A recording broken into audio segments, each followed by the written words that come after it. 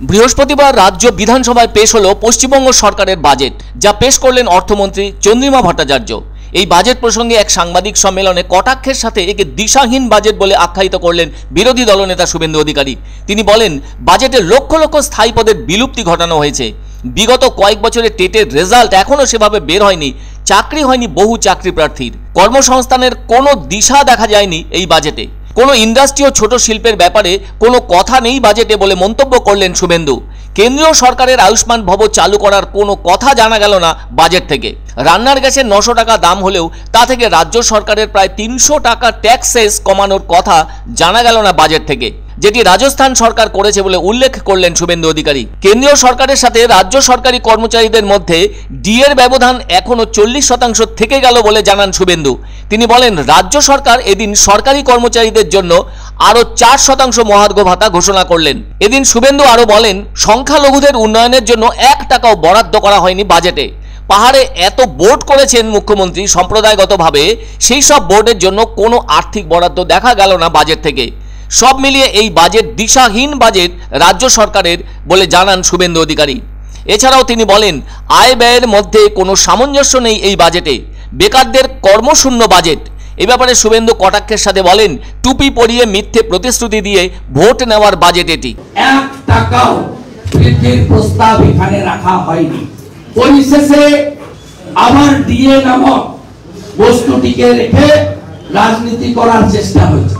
একদিকে লক্ষ লক্ষ স্থায়ী পদের বিলুপ্তি ঘটানো, অন্যদিকে 5 লক্ষ চাকরি কোন কোন দপ্তরে হবে, কবে কবে হবে, নোটিফিকেশন কবে হবে। 17 টেটের নিয়োগ হয়নি, 22 টেটের রেজাল্ট বেরিয়েছে, নিয়োগ হয়নি, 23 টেটের রেজাল্ট এখনো বেরোয়নি। গ্রুপ ডি যে মুখ্যমন্ত্রী দপ্তর, তার সমস্যার সমাধান হয়নি।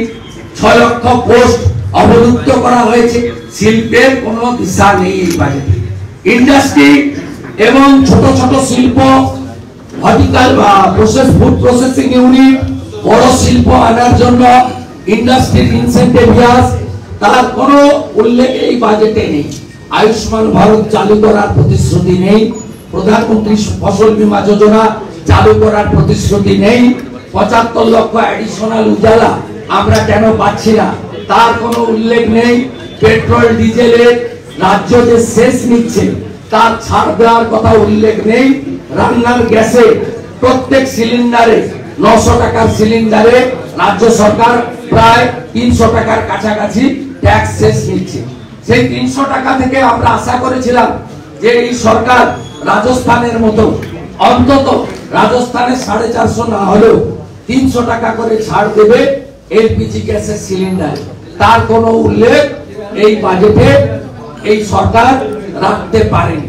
পরিশেষে এখনো কর্মচারীদের সঙ্গে কেন্দ্রীয় সরকারের মহার্ঘ ভাতার ডিফারেন্স 40% থাকবে।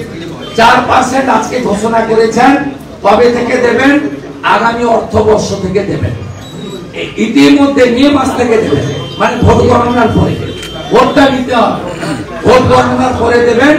কিন্তু আপনাকে বলে রাখি, ইতিমধ্যে জানুয়ারি মাস আসার সাথে সাথে 4% দিয়ে অলরেডি আবার বেড়ে গেছে। ইটস এ কমপ্লিটলি মিথ্যাচার, জাগলারি, এবং আবার পশ্চিমবঙ্গের মানুষকে টুপি পরিয়ে মিথ্যা প্রতিশ্রুতি দিয়ে ভোট নেওয়া।